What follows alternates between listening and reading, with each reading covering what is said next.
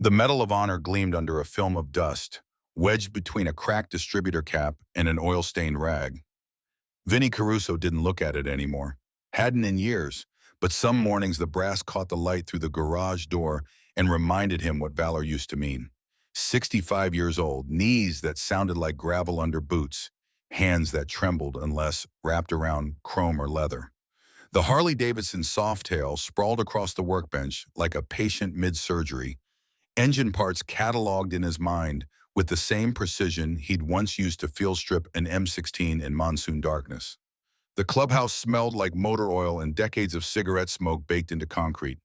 Photographs lined the walls, grainy Polaroids from the 70s, digital prints from last month's toy run, a framed newspaper clipping about the angels delivering Christmas to foster homes. Somewhere in the back office, his vice president, Tank Morrison, was probably nursing his third coffee and pretending the diabetes wouldn't catch up. The phone on the workbench was a landline, rotary dial replaced with push buttons in '93, but still tethered by a coiled cord that had seen 3 presidents come and go. It rang. Vinnie wiped his hands on denim already beyond salvation, grease under fingernails that no amount of lava soap ever fully conquered. The girl's voice hit him like shrapnel, high, terrified, barely holding together. Her words tumbled out in fragments. "Mommy fell. Won't wake up. Please help." The address came haltingly. Cedar Street. Blue house. Broken fence. Vinnie's free hand had already grabbed a pencil. But his brain had locked onto something else. The specific quality of a child's fear when the world stops making sense. He'd heard it before. Different war. Same helplessness. His voice dropped into the register that had once steadied 18-year-old Marines under mortar fire. Details. Stay calm. Check if she's breathing. Don't hang up. Through the phone, he heard small feet running, the rustle of fabric, a whispered confirmation that yes, Mommy's chest was moving. Vinnie wedged the receiver between shoulder and ear, already moving toward the office where Tank kept the chapter roster and the emergency protocol binder that no one admitted was Vinnie's idea after a suicide call in 2003. Tank looked up from his computer screen, reading glasses perched on a nose broken in more bar fights than either of them could remember. The words came clipped. Little girl, mother unconscious, Cedar Street. Tank was already reaching for his vest before Vinnie finished. The phone tree worked like a military comm chain because Vinnie had designed it that way. Tank called the road captain, who called the sergeants at arms, who called their squads. 15 years of drills meant that within 90 seconds, 37 motorcycles were firing up across a 5-mile radius. The sound carried that particular Harley rumble that made windows vibrate and dogs bark, a cavalry charge in leather and chrome. Vinnie kept a little girl on the line. Her name was Laya, 4 years old. She knew her address because Mommy made her practice.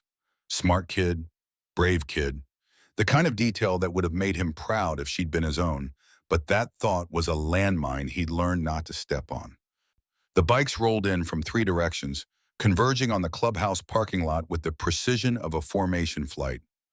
Patches identified chapters, but today, none of that mattered. The call had gone out. Code Angel. That override everything, territory, rank, whatever personal bullshit might be simmering under the surface. Vinnie emerged from the clubhouse with his riding vest already on, the presidential patch centered on his back where it had been since 2009. The medal stayed in the garage. The uniform was leather now. He briefed them in 30 seconds. Medical emergency, single mother, 4-year-old daughter alone and scared. The house needed securing. The mother needed paramedics. The girl needed to see that help was real and immediate and overwhelming. They mounted up without questions. Vinnie led the pack with Tank on his right flank. The late afternoon sun angled across suburban streets where American flags hung from porches and sprinklers clicked through their cycles. Cedar Street was 8 minutes away at legal speeds. They made it in 5. The sound preceded them, a rolling thunder that crescendoed as 97 motorcycles turned onto a residential block and slowed to a coordinated stop. Leather-clad figures dismounted in near silence, the roar cutting to idle, then nothing. The blue house sat mid-block, exactly as described. Fence leaning like a drunk, paint peeling in strips, front porch with boards that probably wouldn't take weight. Vinny's trained eye cataloged structural failures the way he'd once assessed villages for defensive positions. One part of his brain registered that the garden had potential. Someone had tried to grow tomatoes but given up mid-season. Another part noted the absence of a male presence.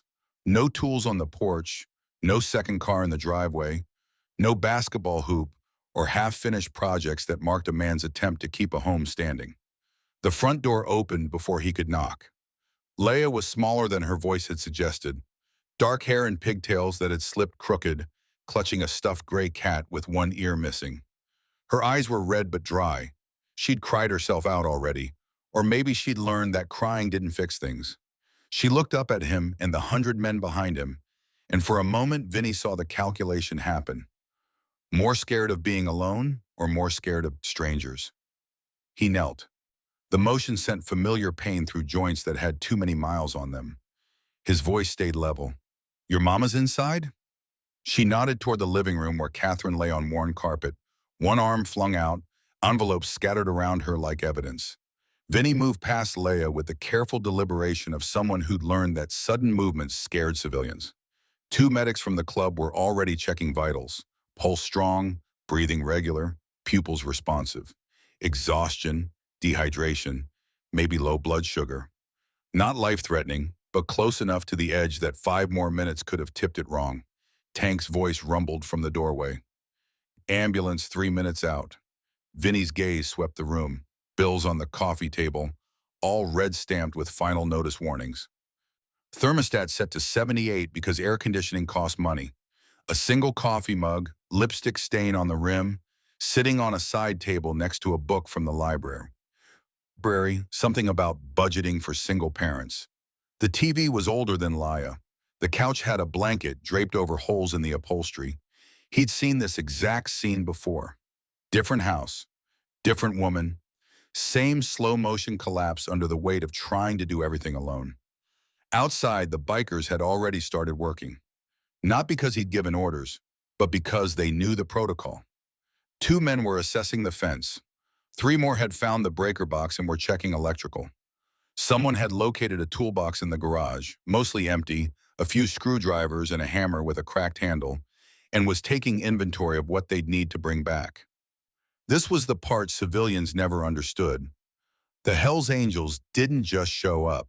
They fixed things, structural problems, mechanical failures, the grinding poverty that turned homes into traps. Leia had retreated to the corner, watching everything with the wariness of a kid who'd learned that adult chaos was unpredictable. Vinny crossed to her, lowering himself again despite his knee's protest.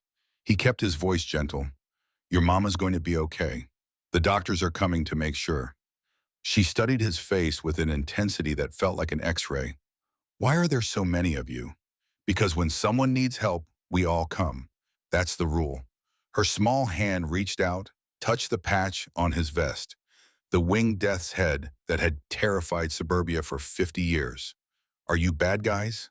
The question hit deeper than she could know. Vinny had spent his life answering versions of it, in courtrooms, at city council meetings, in a VA hospital psych ward where a doctor had asked if he thought he was a hero or a monster. "No, sweetheart. We're just guys who've been around long enough to know that everybody needs help sometimes." Sirens cut the afternoon quiet.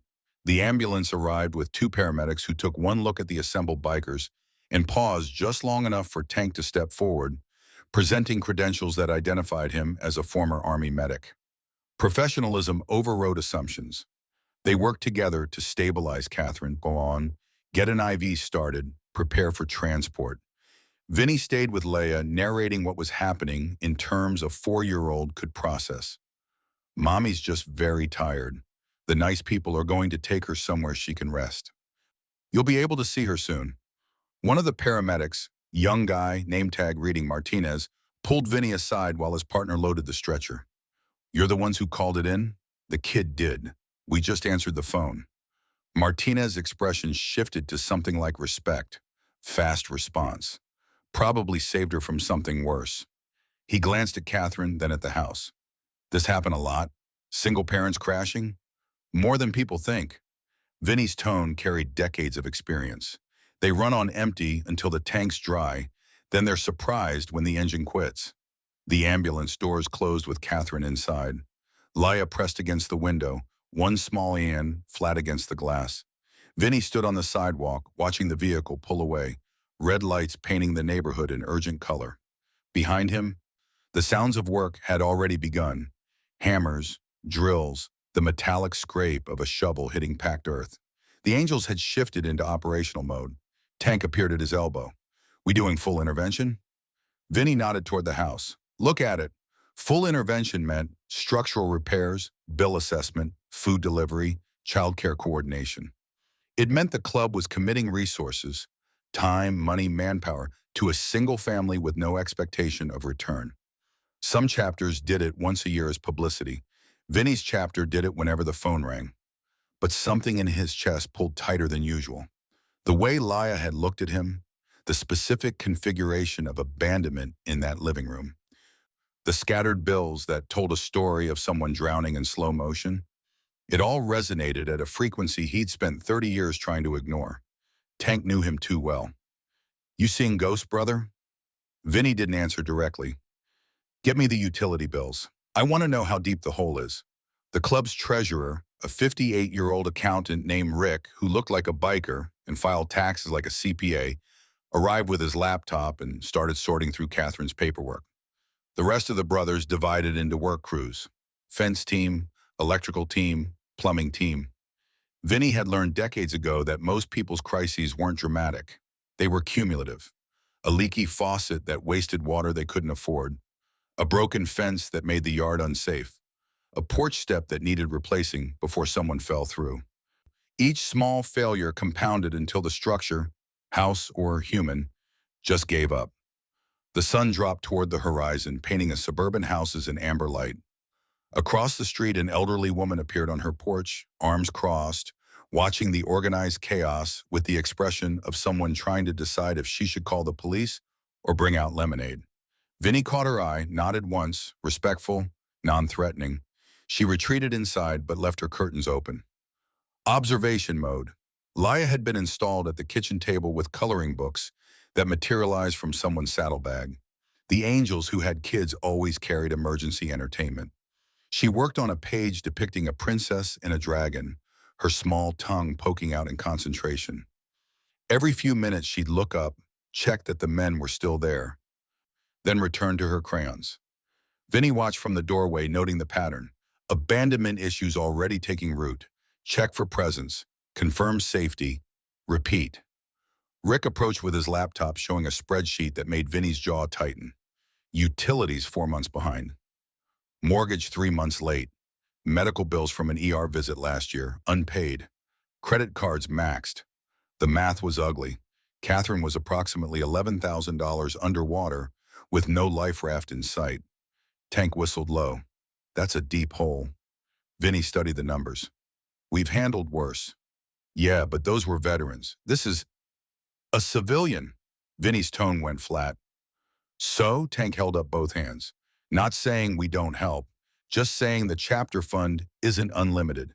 We got 3 other families waiting. Then we work faster." What Vinny didn't say, what Tank probably already suspected, this wasn't about efficiency. This was about the photograph that wasn't on Catherine's walls, the child's toys that had no masculine counterpart, the specific architecture of a life built by someone who'd learned that help was temporary at best and a trap at worst. Vinny had built that same architecture once. Different materials, same blueprints. By the time the sun set fully, the house had been transformed in ways both visible and subtle. The fence stood straight, reinforced with new posts. The front porch had been rebuilt, railing secure, boards solid. Inside, the leaky faucet no longer dripped.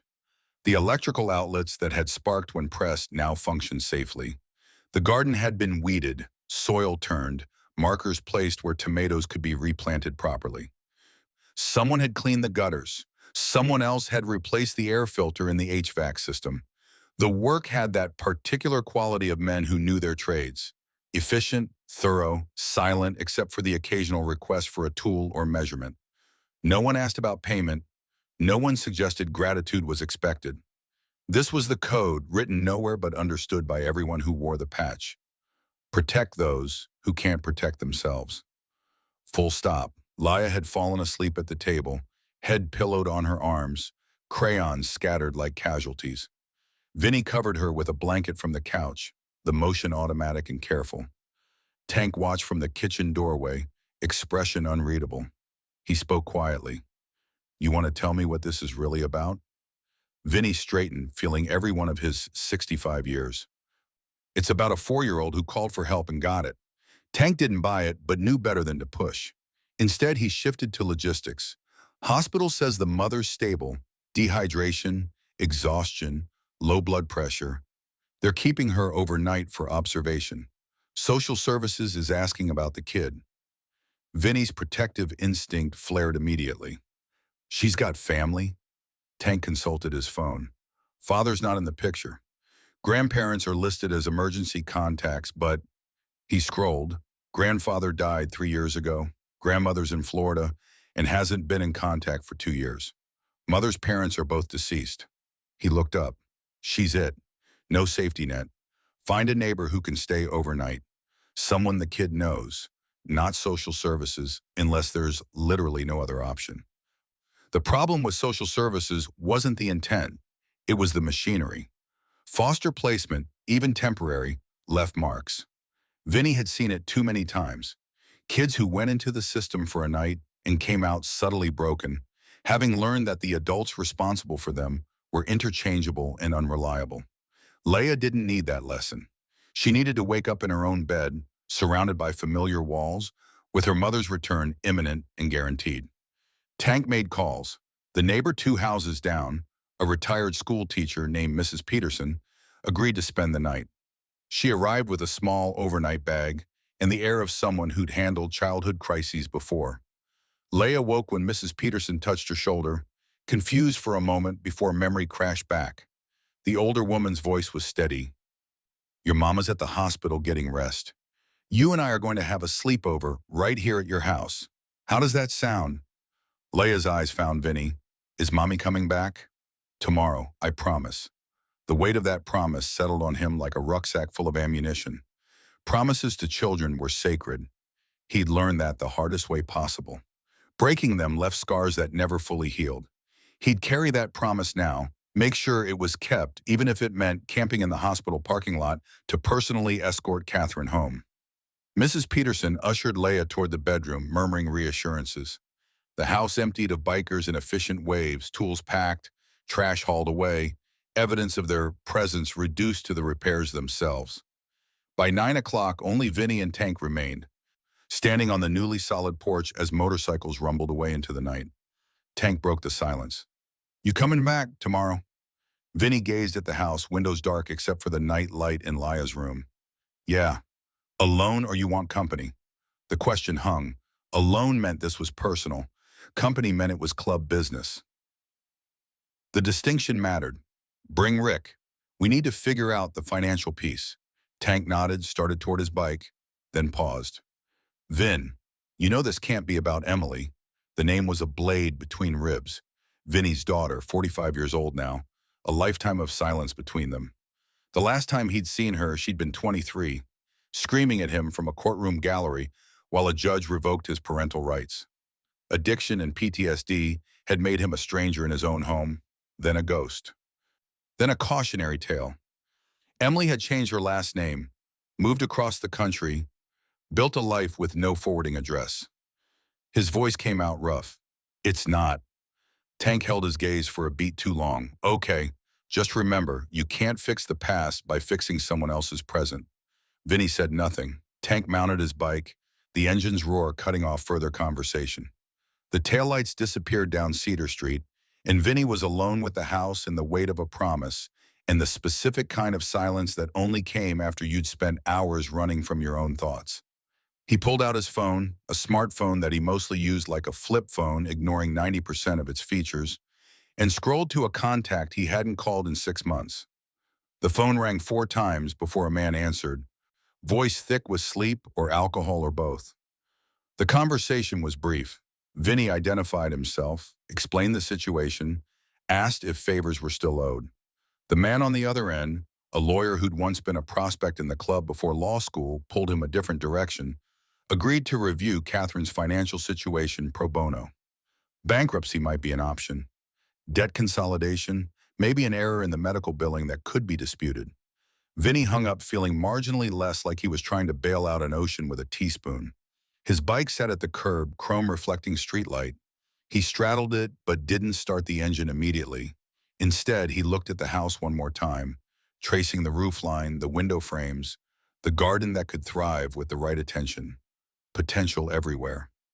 Same as any structure, it just needed someone willing to do the work. The ride home took him through neighborhoods he'd lived in at various points across 4 decades. The apartments where his ex-wife had finally given up on him, the motel where he dried out the first time, relapsed, dried out again.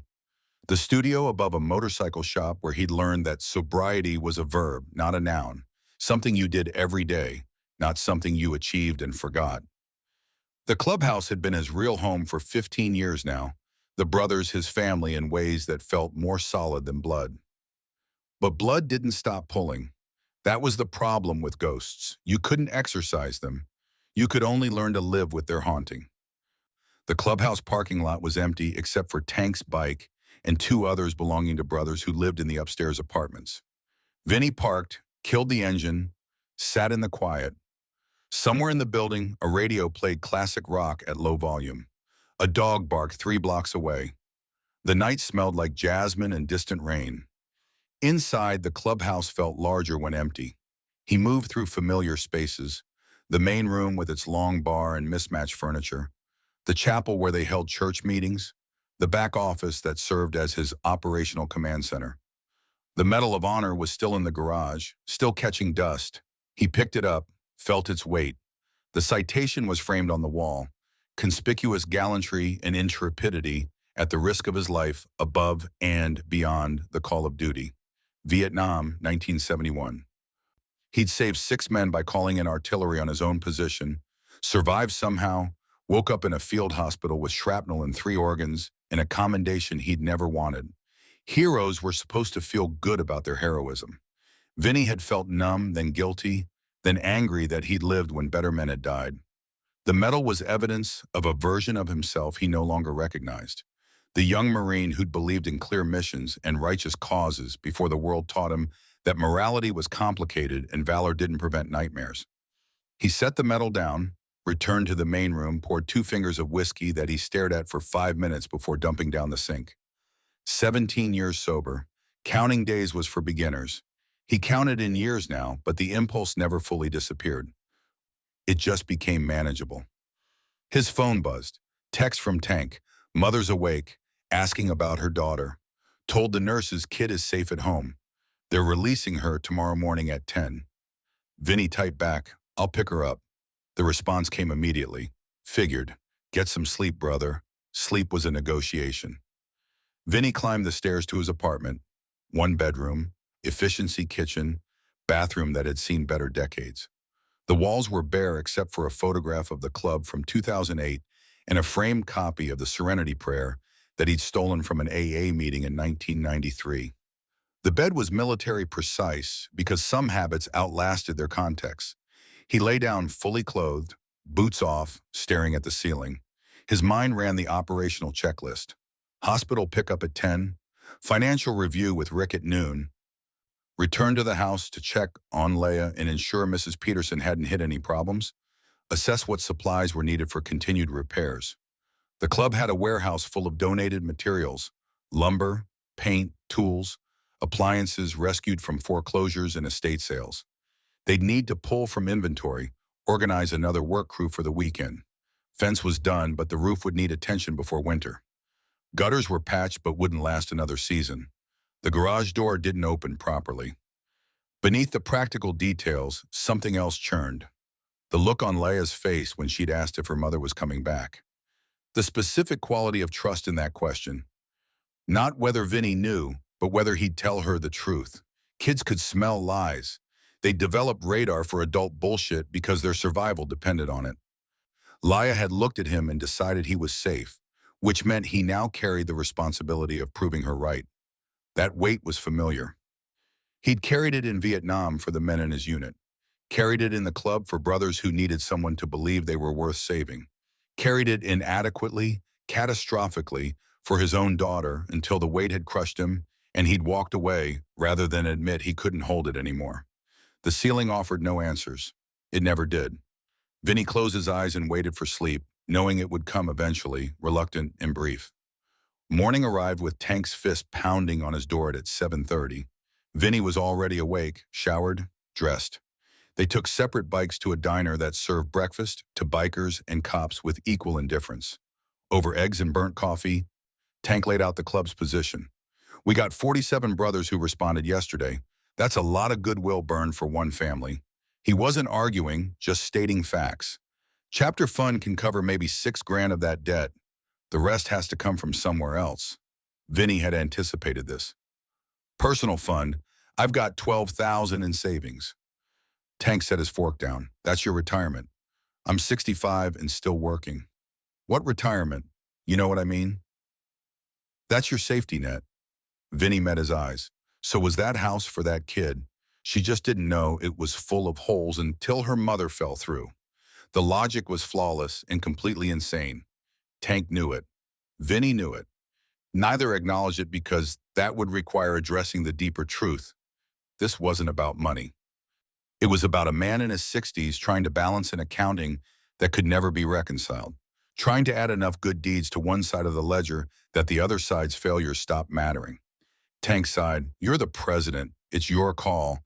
But if we drain the fund, we got nothing left for emergencies. Then we fundraise. We do toy runs, poker runs, sell raffle tickets. We've done it before. Not for civilians. That's the part that's going to cause friction." "Let it." Vinny's tone went flat. "We took an oath. Protect those who can't protect themselves. Last I checked, there wasn't an asterisk that said only if they're veterans." Tank raised his hands in surrender. "I'm with you. Just want you going in eyes open." They finished breakfast in silence, paid in cash, rode to the hospital through morning traffic. The medical center was a sprawling complex that had grown like a tumor over 5 decades. New wings attached to older structures in architectural incoherence. Vinny navigated to the main entrance, parked in visitor lot, checked in at the desk. Catherine was in room 417. The nurse behind the counter gave his leather vest a once-over but said nothing.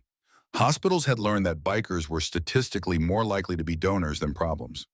The elevator ride to the 4th floor was shared with a family speaking Spanish in hushed tones, a doctor studying a tablet, and an elderly man pushing his own IV pole. Vinny felt out of place in the fluorescent sterility, the same disconnect he'd experienced in every institutional setting since leaving the military. Too much order. Too much pretense that chaos could be managed through procedure and protocol. Room 417 was a semi-private with the curtain drawn. Vinny knocked on the doorframe. "Come in." Catherine was sitting up in bed, IV still attached, looking like someone who'd survived a car crash. Her face was pale, hair pulled into a messy bun, eyes carrying the specific exhaustion that came from emotional depletion rather than physical labor. She looked at Vinny and went very still, the moment of recognition overlapping with the effort to place him. He stayed in the doorway. "Your daughter called for help yesterday. I answered the phone." Her expression cycled through confusion, fear, calculation. "You're the motorcycles, the men who fixed your fence." "Yes, ma'am." The formality was intentional, a way of signaling that he understood boundaries even if she hadn't established them yet. Catherine's hands twisted the blanket, processing. "Where's Laya?" "Home with Mrs. Peterson." "She's fine. Ate breakfast, got dressed for preschool. I can take you to her now if you're ready to be discharged." Catherine looked around the room as if seeing it for the first time. "The doctor said they want me to stay for observation, but I can't afford, already handled." Vinny's tone was matter of fact. "Bill goes to the club. You focus on getting your strength back." The shift in her expression was immediate and predictable, gratitude morphing into suspicion. "Why would you do that?" "Because your daughter needed help and we were able to give it. That's the only reason that matters. People don't just," she struggled with the concept, "give away money. What do you want?" Vinny had heard variations of this question 1,000 times. The world had taught people that generosity always had strings attached, that help was just deferred debt collection. He could give her the speech about community and brotherhood and paying forward the assistance he'd received. Instead, he just told her the truth. Nothing.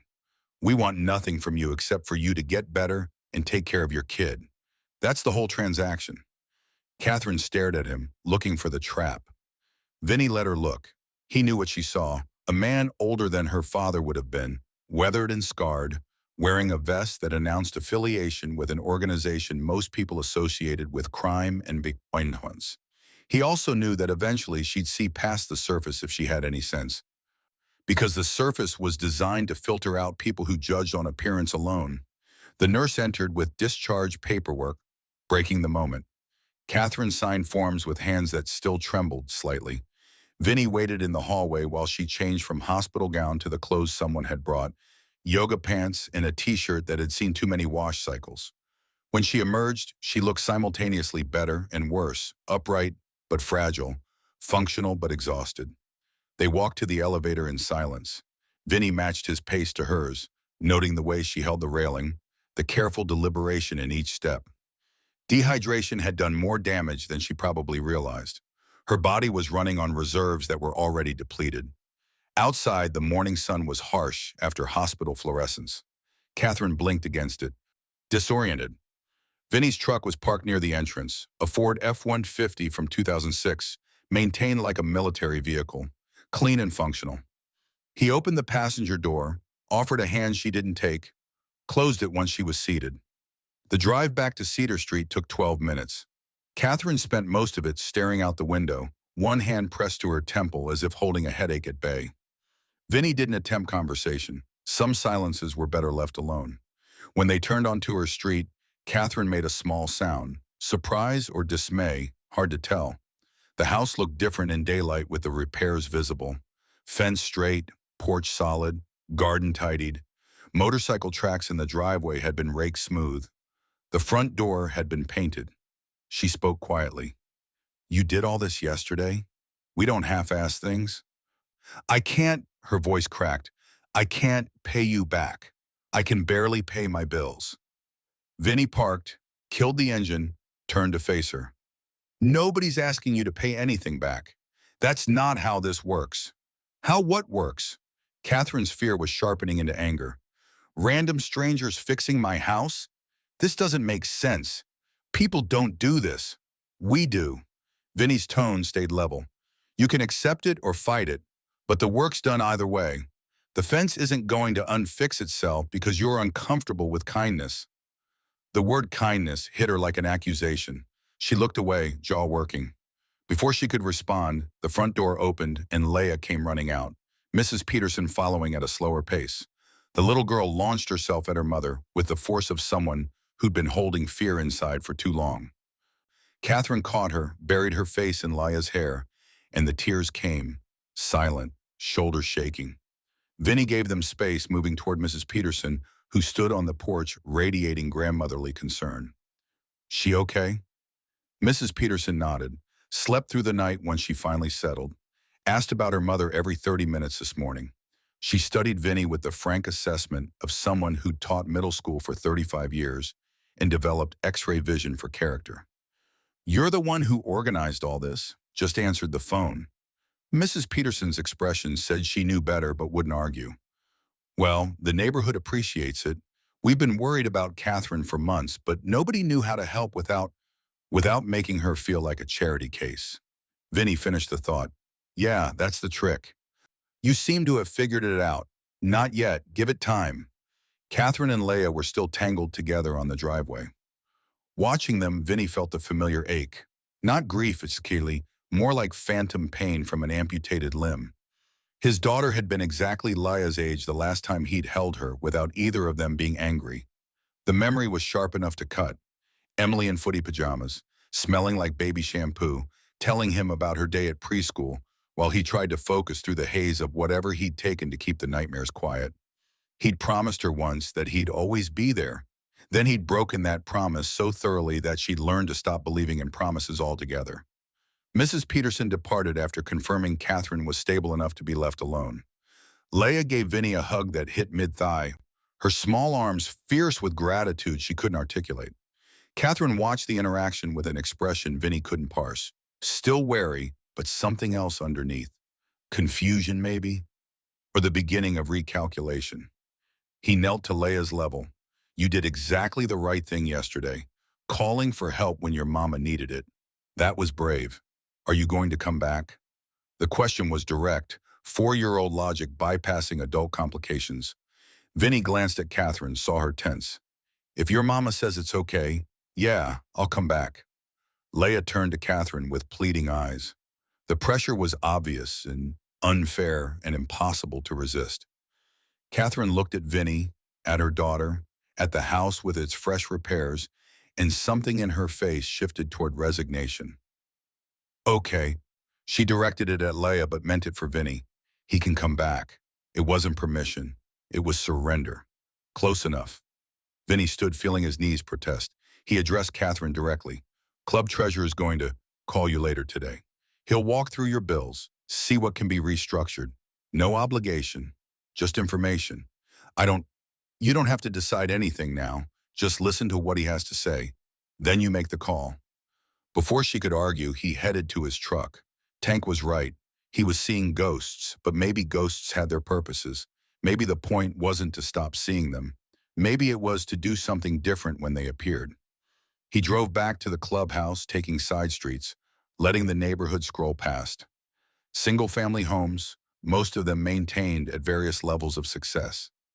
Here, a pristine lawn with professional landscaping. There are yards surrendering to weeds. Economics determined everything, even in suburbia. The distance between stability and collapse was exactly one catastrophic medical bill, one lost job, one moment of bad luck. At the clubhouse, he found Rick already set up in the office, spreadsheets glowing on his laptop. Tank was there too, along with three other senior members. Big Mike, who ran the road crew, Slider, who handled community outreach, and Dutch, the club's sergeant-at-arms. This was an informal church meeting, the kind that happened when decisions needed collective weight, even if they technically fell under presidential authority. Vinny laid out the situation in clinical detail. Catherine's debt, the house's condition, Leia's vulnerability, the absence of any safety net. Rick presented the financial analysis. $11,000 in debt, $4,000 of which was high-interest credit cards. Medical bills totaling $6,000 from an ER visit where Leia had fractured her wrist. Mortgage 3 months behind, foreclosure notice pending. Big Mike spoke first, his voice like gravel in a mixer. How'd she get this far underwater? Single mother, no child support, works 2 jobs but still barely covers rent and food. Vinny consulted Rick's notes. Something happened last year. She lost one of the ones, took 3 months to find replacement work. That's when the bills started stacking up. Dutch leaned back, arms crossed. We do the full debt coverage, we're looking at using basically the whole chapter fund. That leaves us dry if someone else needs emergency help. So we fundraise. Vinny had made this argument to Tank already, but it needed to be stated for the room. Poker run next month. We can pull in 8, maybe 10 grand if we market it right. Slider shook his head. Boss, you know the optics. We do a fundraiser for a civilian when we got 3 veteran families waiting for assistance. It's gonna look bad, like we're playing favorites. We're not playing favorites. We're responding to the call we got. That's the difference. The room went quiet. This was the tension.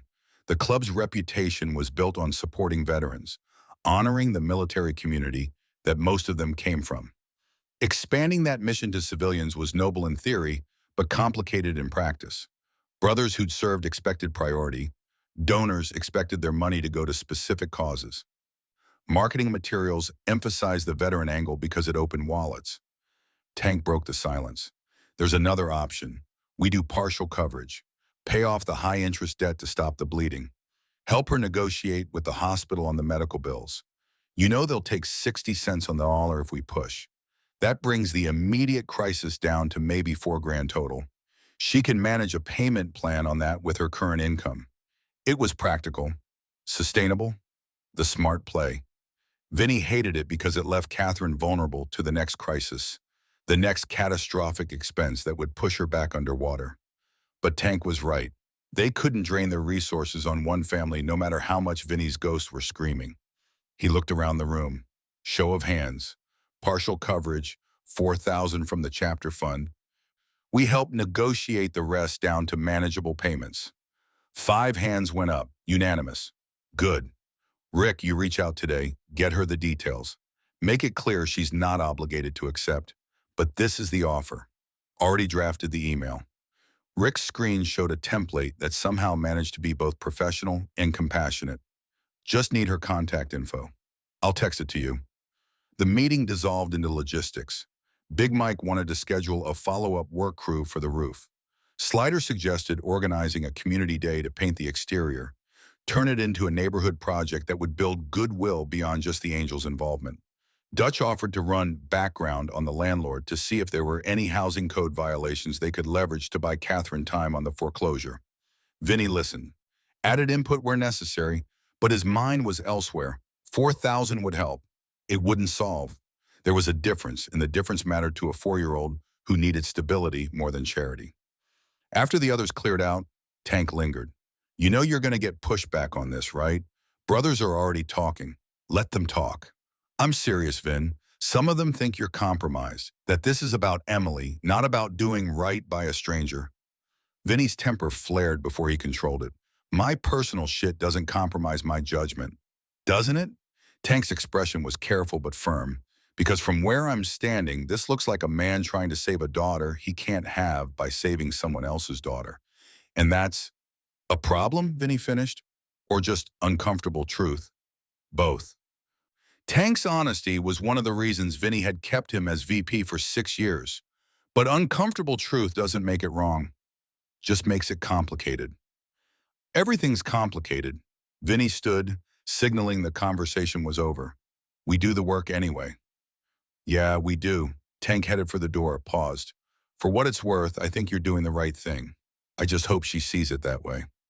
After Tank left, Vinny sat alone in the office, staring at nothing. The Medal of Honor was still in the garage, still accumulating dust. Valor and cowardice were closer than people wanted to admit. He'd been brave once in a way that earned commendations. He'd been a coward later in ways that destroyed his family. The math didn't balance. It never would. But maybe, just maybe, if he kept answering the phone when strangers called for help, if he kept showing up even when the ghost made it hurt, if he kept trying to build something instead of just running from the wreckage, maybe that was its own kind of valor. Not the kind that came with medals, the kind that came with being able to look at yourself in the mirror and not immediately look away. His phone buzzed. Text from an unknown number. This is Catherine. Your friend Rick called. I don't understand why you're doing this, but thank you. I'll listen to what he has to say. Vinny stared at the message for a long moment before typing back. You're welcome. Take care of yourself and that brave kid of yours. 3 dots appeared, disappeared, appeared again. Finally, I will, and thank you for keeping your promise. She woke up asking if you'd be back. The weight of that hit him square. Another promise. Another kid who decided he was trustworthy. He typed, I'll be back. That's a promise too. He set the phone down, looked around the empty office, and felt the familiar pull of wanting something he'd given up the right to want decades ago. But wanting wasn't the same as having, and sometimes the best you could do was want the right things for other people, even if you'd failed to want them for yourself when it mattered. The afternoon stretched ahead. Work to be done. Bikes to repair. Brothers to lead. A chapter fund that needed replenishing. A little girl who needed to see that promises could be kept, and help could arrive without conditions, and men in leather vests weren't always what the world said they were. Vinny stood, squared his shoulders, and walked back into the garage where the Medal of Honor waited in the dust. He picked it up, studied it one more time, then placed it in a drawer where it would be safe but out of sight. Valor was past tense. The present required something else, something harder and less celebrated, but maybe more necessary. He had promises to keep.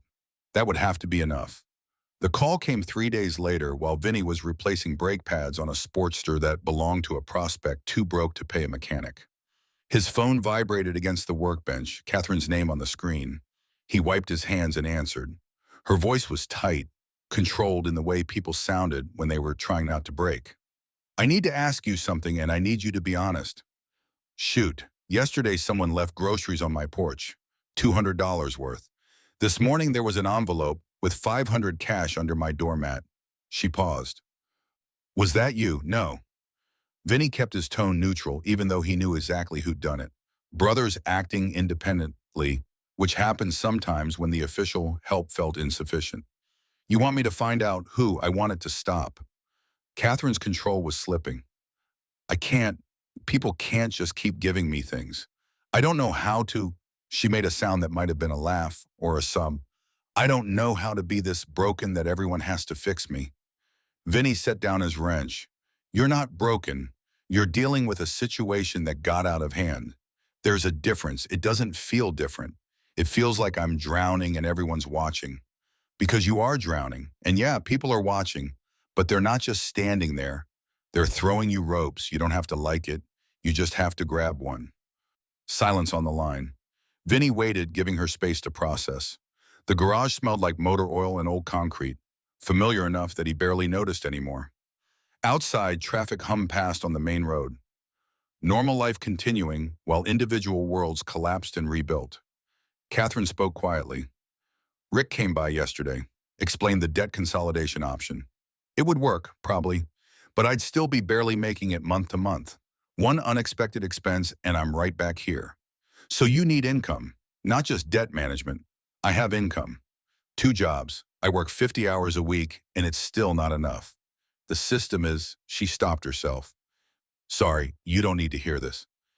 Yeah, I do. That's why I answered the phone. The system is designed for people to fail. She said it flat, defeated. Everything costs more than it should. Rent keeps going up. Food keeps going up. Wages stay exactly the same.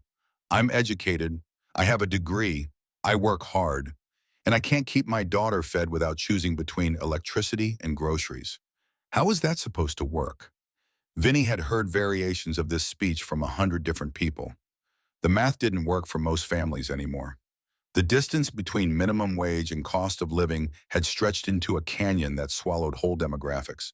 Single mothers were particularly vulnerable. No backup, no margin for error, no systemic support that didn't come with humiliation baked in. What's your degree in? Accounting? She laughed bitterly. I can manage everyone's money except my own, apparently. An idea crystallized. Vinny turned it over, checking for flaws. You know, bookkeeping, payroll, taxes, that kind of thing? I worked for a CPA firm for 5 years before Leia was born. Why? The club needs a bookkeeper. Part-time, flexible hours, work from home, 20 hours a week at 30 an hour. That's an extra $2,000 a month. Catherine went quiet. When she spoke again, her voice was different, suspicious, bordering on hostile. You're making up a job for me. No, I'm offering you a job we actually need done. Our current treasurer does it volunteer, but he's 60 and wants to retire from that responsibility. We've been talking about hiring someone for 6 months. He didn't mention that the discussions had been casual and the timeline flexible, that they could have continued managing without paid help indefinitely. Catherine wasn't buying it. You expect me to believe that you happen to have a bookkeeping job available right when I need one. I expect you to believe that we have books that need keeping and you have skills that match the need. Whether you take the job or not is your call. But if you turn it down because you think I'm inventing charity, you're going to cost yourself $600 a week. The logic was sound enough to give her pause. Vinny pressed the advantage. Come by the clubhouse tomorrow.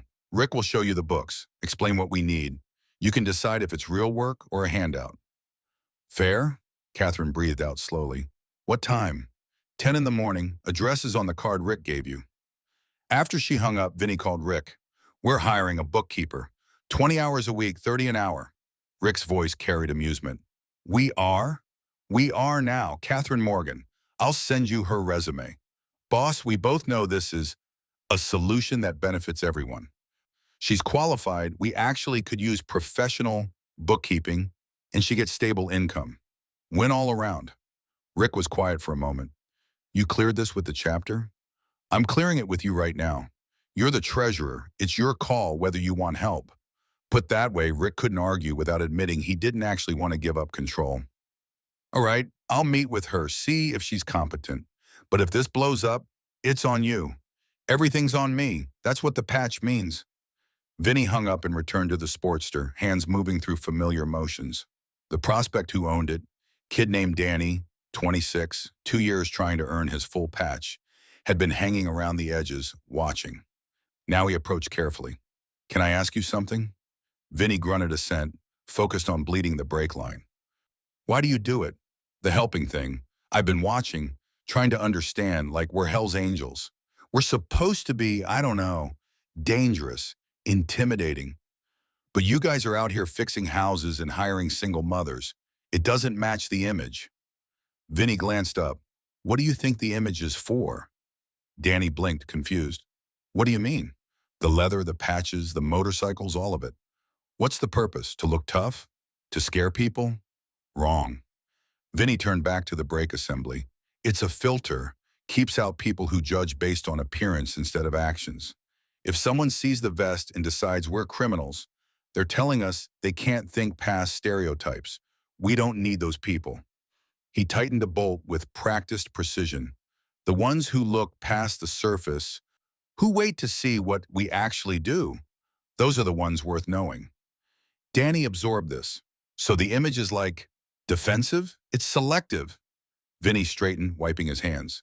World's full of people who want to tell you who you are based on what they see. We say fine, assume the worst. Then we go do good anyway. The people who matter notice the contradiction and start asking questions. The ones who don't matter stay scared. What about Catherine? She seems pretty scared. She should be. Vinny's tone went flat. She's a single mother with no backup. Strange men show up at her house. From her position, we could be anyone. The fact that she's willing to even consider trusting us says she's either desperate or brave. Probably both. Danny nodded slowly. Are you going to, is there something? If you're asking whether I have intentions toward her, the answer's no.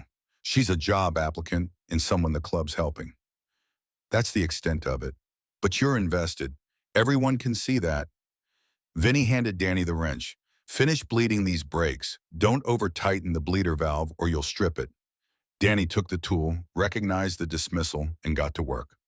Vinny walked out of the garage into afternoon sun that felt too bright. Tank was in the parking lot talking to two brothers from the road crew. He broke away when he saw Vinny's expression. What happened? I just offered Catherine a bookkeeping job. Tank's eyebrows rose. We have a bookkeeping job? We do now. Jesus, Vin, you know how this looks, right? You're creating positions for her, managing her finances, fixing her house. Brothers are gonna think you're… What? Vinny's voice carried warning. Compromised. Tank held his ground. Emotionally invested in a way that's affecting your judgment. My judgment got us to where we are.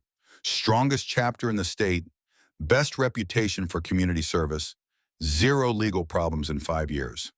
My judgment is fine. Your judgment about club business is fine.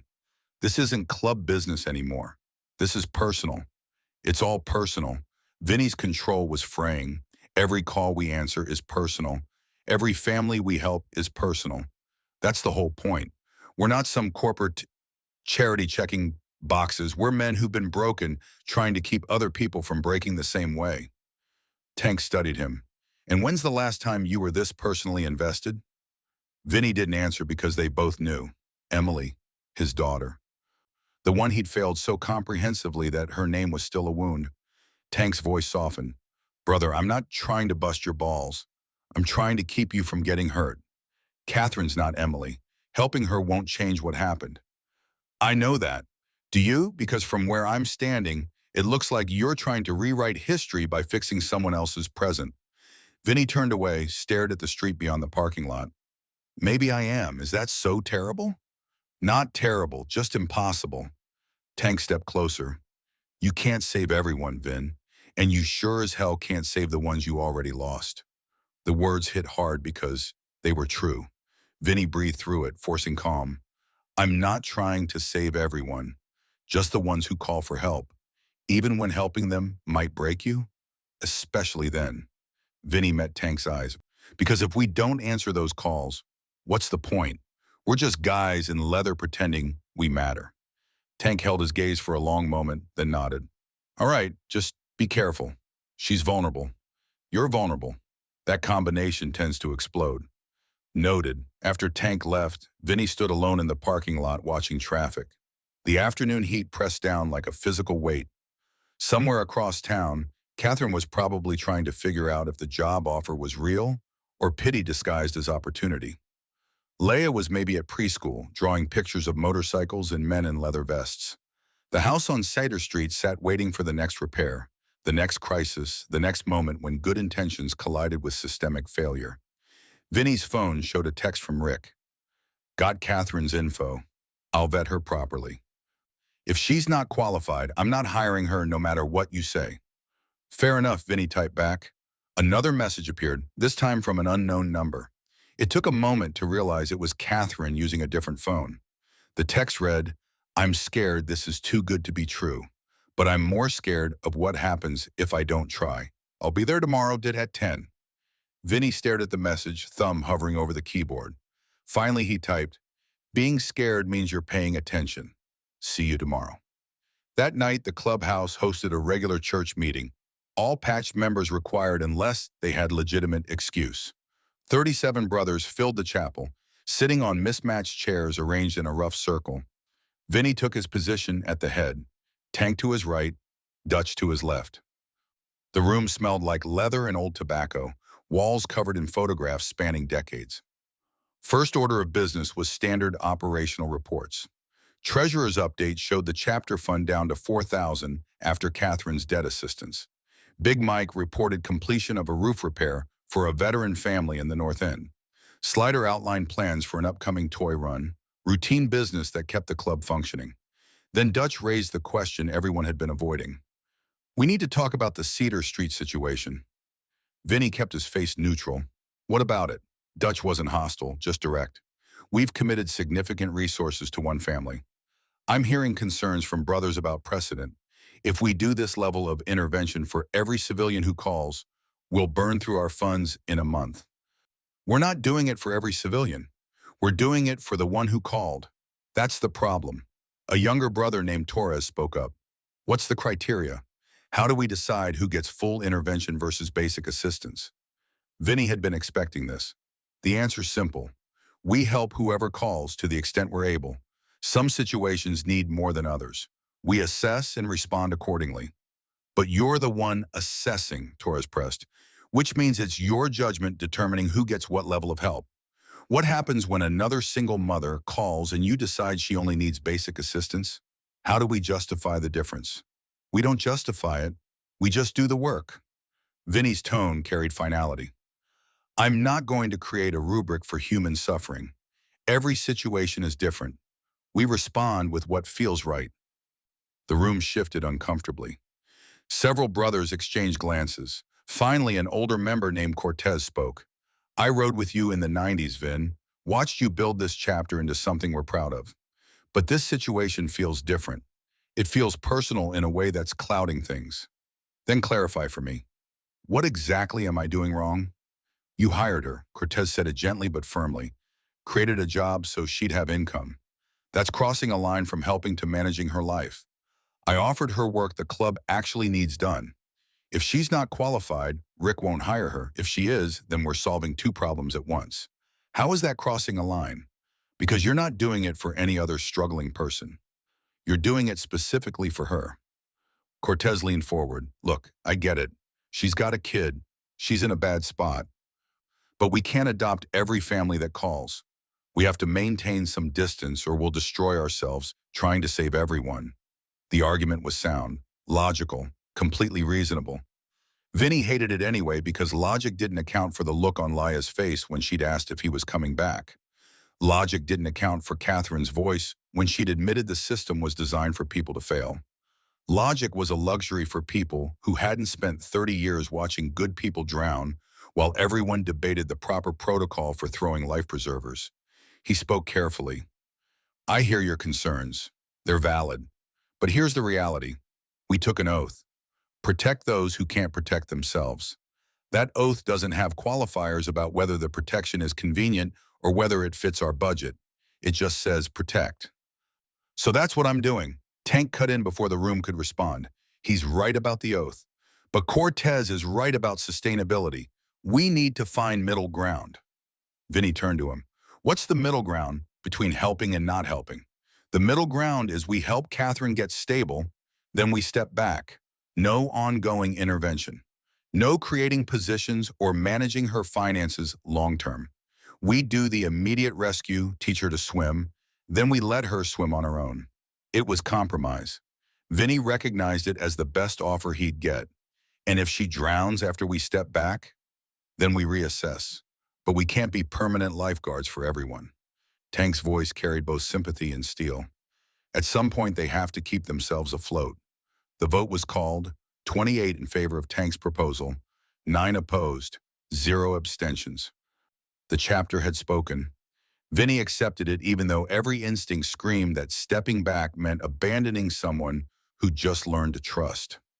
After church ended, brothers filtered out in small groups. Dutch approached Vinny with 2 beers, handed one over despite knowing Vinny wouldn't drink it. The gesture was symbolic, offering normal even when normal didn't apply. You good, boss? Define good. Dutch smiled slightly, not about to do something stupid. Stupidity's subjective. Vinny set the unopened beer aside. But I'm not going to violate the chapter vote if that's what you are asking. That's what I'm asking. Dutch's expression went serious. Look, for what it's worth, I think you're doing right by that family. But Cortez isn't wrong either. You've got to protect yourself too. From what? From getting so invested that it destroys you when things go sideways. And things always go sideways eventually. Maybe, Vinny stood feeling exhaustion in his bones. Or maybe things go sideways because we expect them to and don't fight hard enough when they start tilting. Dutch watched him leave, expression unreadable. The drive home took Vinny past Cedar Street. He didn't plan to stop, but his bike seemed to steer itself to the curb 3 houses down. Late evening meant lights on in windows, families visible in domestic tableaus. Catherine's house showed a single lamp in the living room. He could see Laya's silhouette moving past the window, probably getting ready for bed. Vinny sat on his bike watching, aware he looked like a stalker, not caring enough to leave. This was the image Tank worried about. The president so fixated on one family that boundaries dissolved. But Vinny had spent decades with too many boundaries. Walls so high that nothing got through, including the things that should have. Maybe the problem wasn't getting invested. Maybe the problem was the years he'd spent convinced that investment equaled weakness. His phone buzzed. Text from Emily. The shock nearly made him drop the device. His daughter hadn't contacted him in 6 years. The last message had been brief and brutal. Stop trying to reach me. You're not my father anymore. Now the screen showed, I heard what you're doing. The Veteran Network talks, helping that family in San Diego. Vinny stared at the words, trying to process. Emily lived in Seattle. The Hells Angels network was extensive but rarely gossiped across chapters. Someone must have specifically told her. He typed carefully, who told you? Her response came immediately. Tank. He reached out a few months ago, asked if I'd be willing to talk to you. I said no, but he's kept me updated on club business. Anger flared. Tank had been contacting Emily without telling him.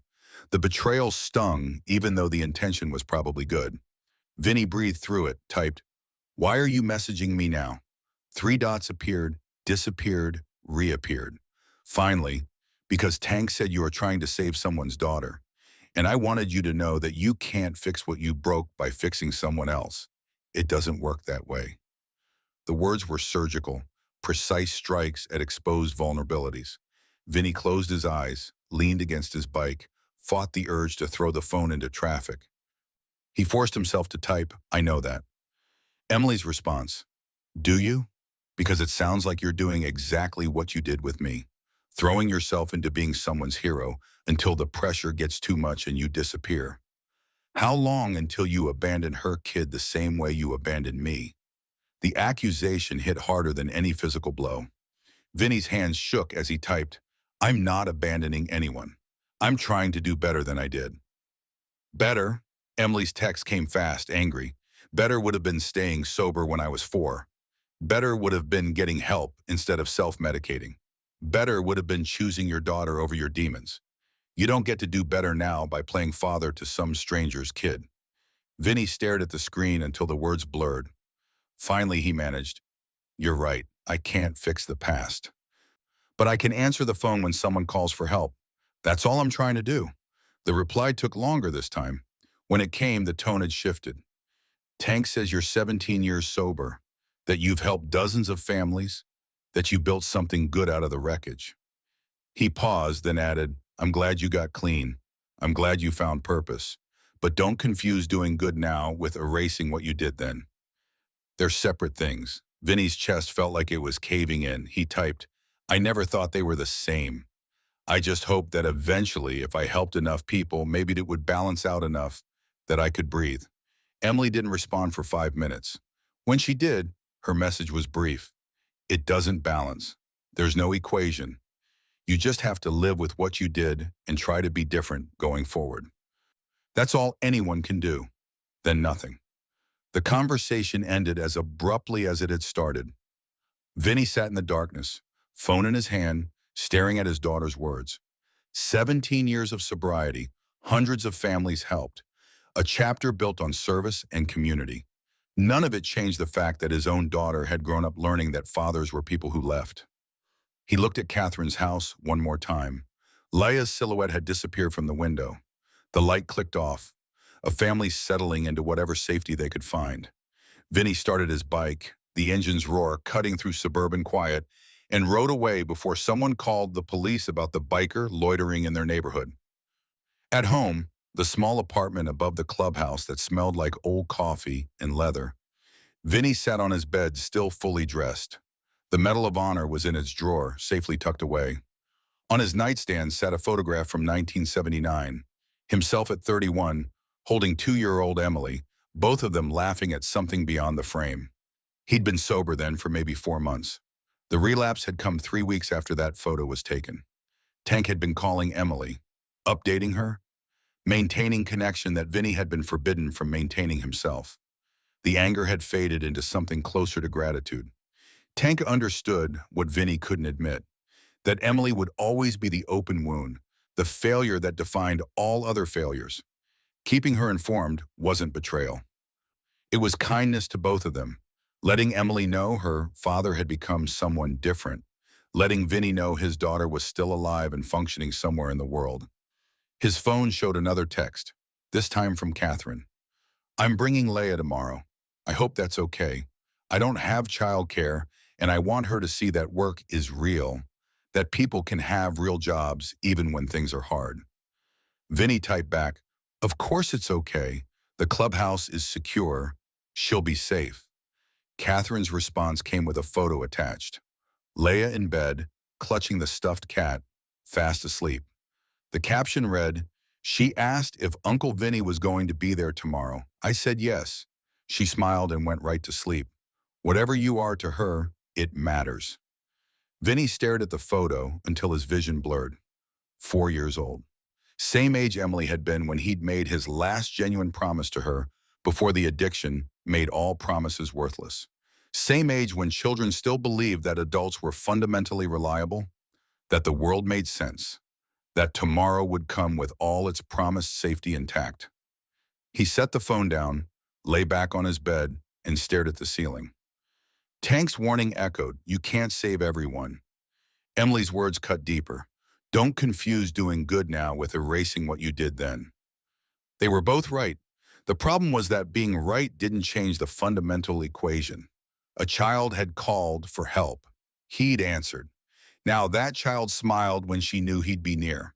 Stepping back, the compromise the chapter had voted for, meant watching that trust slowly erode as promises of presence became empty air.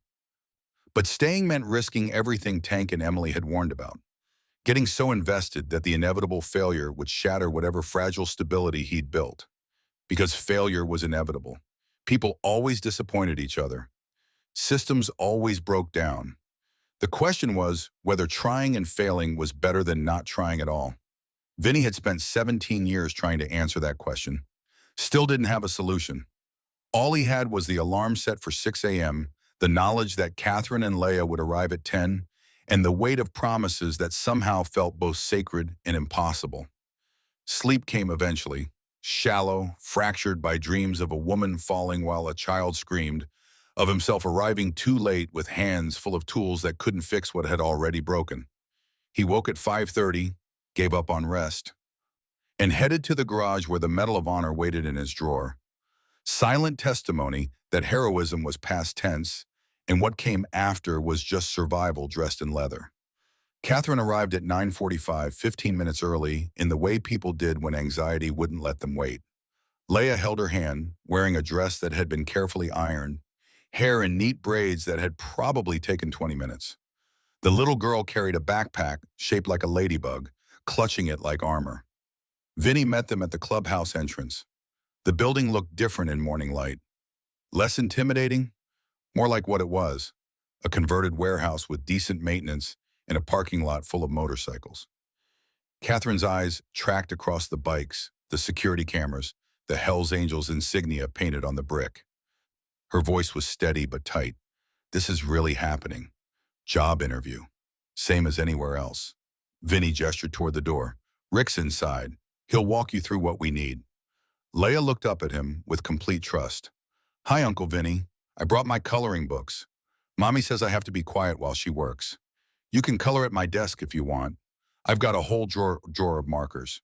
Inside, the clubhouse had been strategically cleaned. Not sanitized, that would have been dishonest, but organized enough to look professional. The bar was closed, chairs stacked neatly. The photographs on the walls told stories of service, veterans receiving Christmas presents, houses being repaired, community events where bikers and civilians mixed seamlessly. Rick appeared from the back office, reading glasses perched on his nose, carrying a laptop and an accordion folder stuffed with documents. He sized up Catherine with the practiced assessment of someone who'd interviewed hundreds of people. Mrs. Morgan, thanks for coming in. His handshake was firm, professional. Let's talk in the office. Catherine glanced at Leia, protective instinct flaring. She'll be with me. Vinny knelt to Leia's level. Want to see where we keep the motorcycles? Leia's eyes went wide. Can I? If your mom says okay. Catherine looked between them, calculation visible. Finally, she nodded. Okay. But Leia, you stay close to Mr. Vinny and do exactly what he says. I will, Mommy. I promise. Catherine followed Rick into the office. The door closed. Through the window, Vinny could see Rick spreading documents across the desk, Catherine leaning forward, expressions shifting from guarded to engaged as numbers started making sense. Leia slipped her small hand into Vinny's. Are you really going to show me the motorcycles, or were you just making Mommy feel better? The question showed intelligence beyond her years, already learning to read adult motivations. Both. Come on, the garage held 15 bikes in various states of repair or maintenance. Vinny walked Leia through slowly, explaining each one in terms a 4-year-old could grasp. This one's like a workhorse, strong, dependable, not fancy but gets the job done. This one's a show bike, looks pretty but needs careful handling. This one belongs to Tank. He's been riding it since before you were born. Leia absorbed everything with solemn attention. Which one is yours? Vinny pointed to his Softail, matte black with minimal chrome, maintained to military precision. That one. It's older, but I know every bolt. Trust it completely. Why black? Less visible at night. Old habit from the war. You were in a war? Leia's eyes widened. Like in movies? Different from movies. Real war is mostly waiting and being scared and trying to keep your friends alive. Not much glory, just work. Did your friends stay alive? Some did, some didn't. Vinny kept his voice level. That's why I take care of this bike so carefully. The people I couldn't save, I honor by taking care of things I can control now. Leia processed this with the seriousness of someone much older. Is that why you help people? Because some people you couldn't help before? The perception cut through every defense. Vinny knelt, meeting her eyes. Yeah, that's exactly why. Mommy says you're a good man. She says she was wrong about the scary leather. What do you think? I think you're nice, and you keep promises. That's what matters. Through the garage window, Catherine was visible in the office, animatedly discussing something with Rick, hands gesturing at spreadsheets. Her posture had changed, less defensive, more engaged. Whatever they were discussing, she'd found her professional footing. Tank appeared in the garage doorway, took in the scene, Vinny kneeling beside the 4-year-old, both of them studying motorcycles, and smiled slightly. "Morning, little lady. I'm Tank." Laya studied him. "You're very big. Good for reaching high shelves." Tank's voice went gentle. "Your mom doing okay in there?" "I think so." She stopped being nervous. "That's because Rick's showing her real work." Tank glanced at Vinny. "Church tonight, 7, full chapter." Vinny nodded, understanding the subtext. They'd be discussing the Catherine situation again. The vote last night had established parameters, but brothers would want updates, proof that Vinny wasn't spiraling into personal obsession. Tank left. Leia tugged Vinny's sleeve. "Can I sit on your motorcycle?" "If you're very careful. No touching buttons or handles." He lifted her onto the seat, steadying her with one hand while she gripped the handlebars with exaggerated care. Her face lit up with pure joy, the specific happiness of a child being trusted with something important. "I'm driving to save people." Where are you going?" "Wherever they need help." Her certainty was absolute. That's what angels do. The word hit unexpectedly hard. Angels, code name for their emergency interventions, but also the club's identity. Hell's Angels. Outlaws and outcasts who decided the best rebellion was radical service. Vinny had never articulated it that cleanly, but Leia's 4-year-old logic had captured the essence. That's right. That's exactly what angels do. The office door opened. Catherine emerged looking simultaneously exhausted and energized. Rick followed, expression satisfied. "She's qualified. More than qualified, actually." Rick addressed Vinny directly. Her last position was senior accountant at a firm that handled multi-million-dollar portfolios. "She's overqualified for basic bookkeeping, but the flexible hours work for her situation." Catherine's voice carried careful hope. "So this is real? You actually need someone?" "We actually need someone." Rick extended his hand. 20 hours a week, 30 an hour, flexible schedule as long as work gets done. "You can start Monday if you want." Catherine shook his hand, gripped firm despite trembling slightly. "Thank you. Thank you. Don't thank me. You earned it." Rick's professionalism was genuine. Your credentials speak for themselves. After Rick left, Catherine approached Vinny where he stood beside the motorcycle with Leia still perched on the seat. Her daughter waved excitedly. "Mommy, I'm driving Uncle Vinny's motorcycle to save people." Catherine's expression flickered. Gratitude, fear, something else Vinny couldn't identify. She met his eyes. "Why did you really do this?" "Do what?" "Create a job for me." "Don't," she held up a hand, "don't tell me you've needed a bookkeeper for months.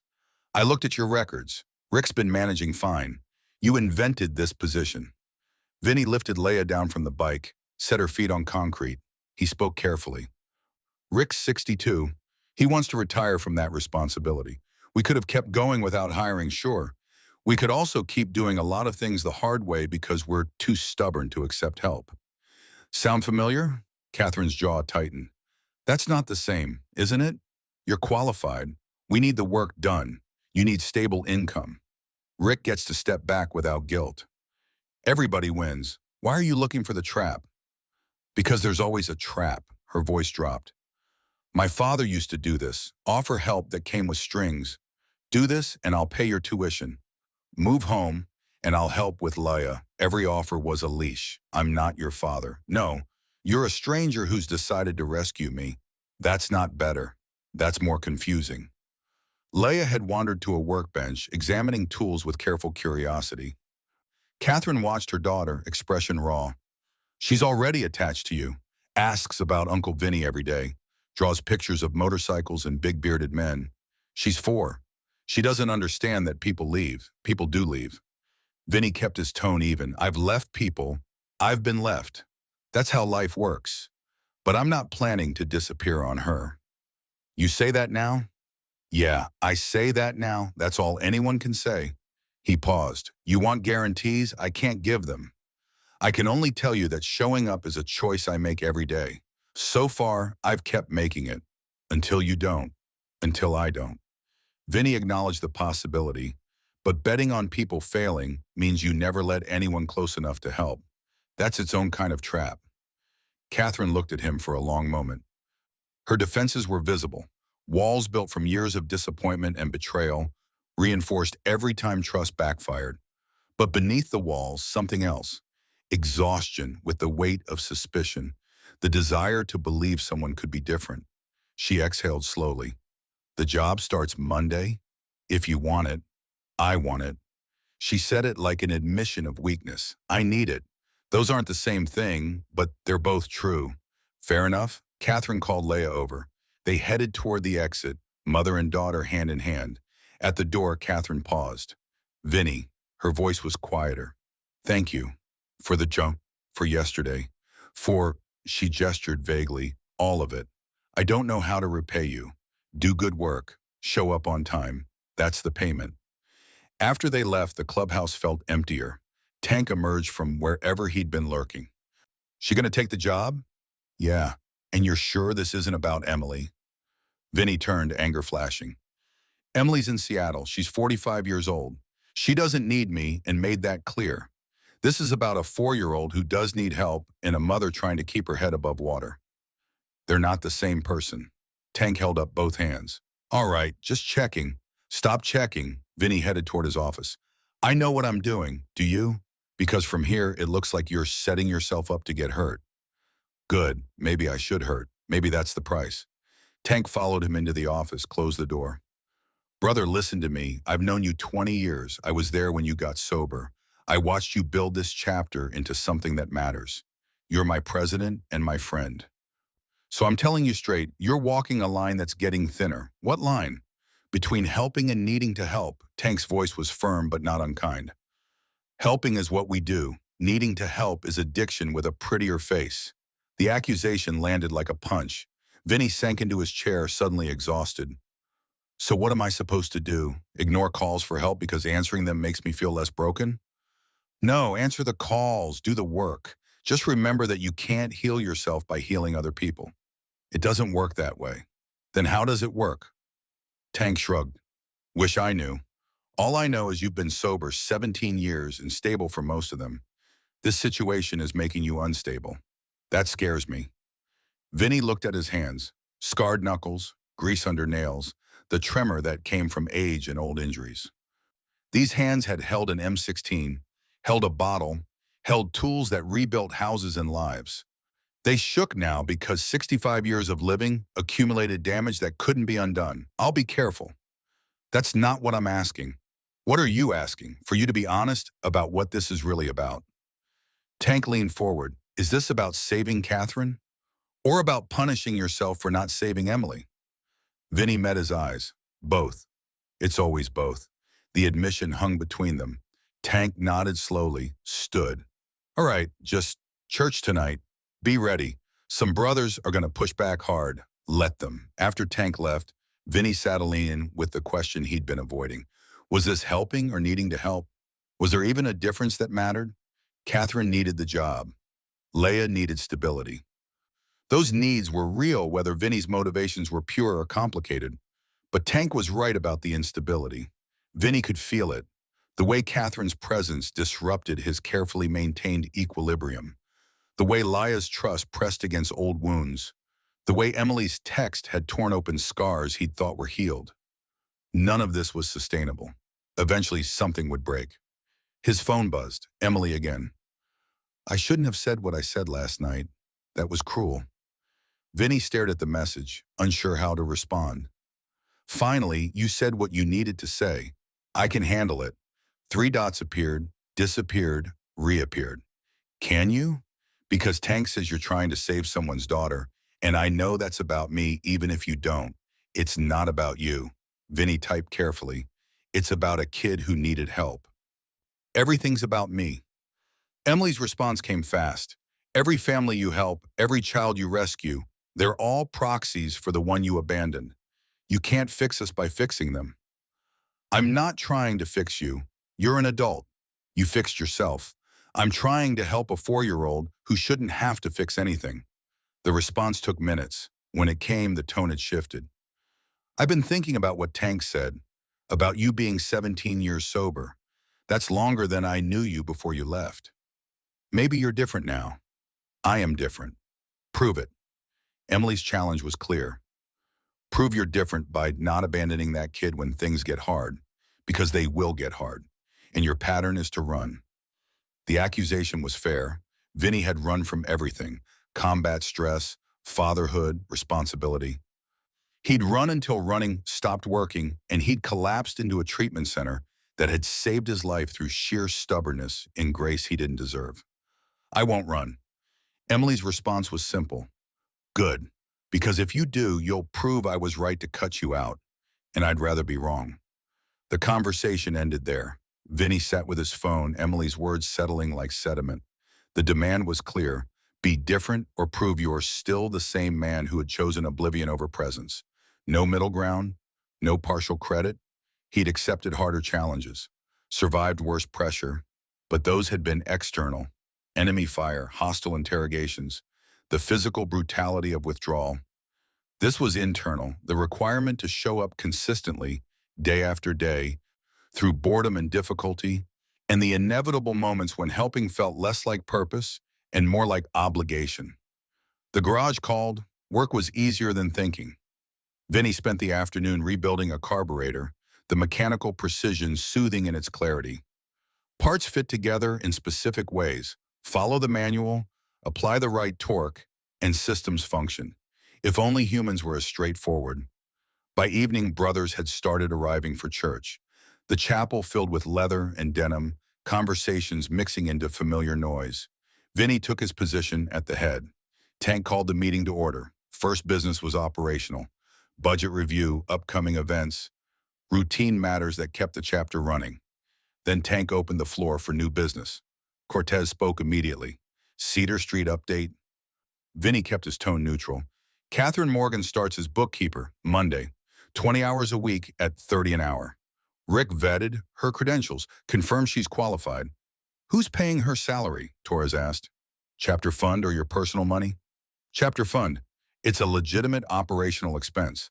Rick's stepping back. We need professional bookkeeping. Convenient timing. Torres didn't hide his skepticism. Right when this specific woman needs income. She was qualified before she needed income. Vinny's patience was thinning. We're not inventing skills for her. Rick showed me her resume. 5 years at a major CPA firm, senior accountant position. She's actually overqualified for what we need. Big Mike intervened. I'm more concerned about entanglement. She works for us. We're helping her personally. Her kid's attached to Vin. That's a lot of overlap. What's your point? My point is boundaries. We help families, then we step back. That's protocol. This situation isn't following protocol, because this situation required more intervention. Vinny looked around the room. We had a woman collapse from exhaustion, a 4-year-old alone and terrified, a house falling apart, 11,000 in debt. That's not a situation you fix with a one-time check and a pat on the back. Nobody's saying don't help. Dutch's voice carried careful diplomacy. We're saying maybe you're too close to see clearly. I see perfectly clear. A family needed help. We provided it. That's what we do. Slider spoke up. It's what we do for a week, maybe a month, not indefinitely. How long are you planning to maintain involvement? Until they're stable. Define stable. Slider pressed.